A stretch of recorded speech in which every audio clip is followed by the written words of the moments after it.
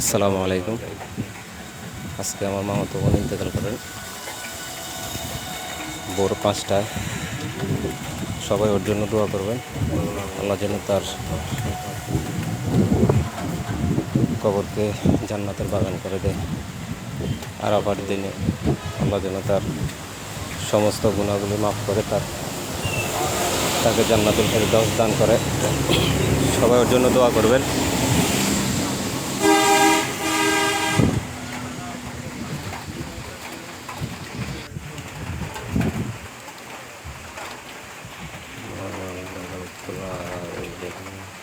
আরাফার দিনে তাকে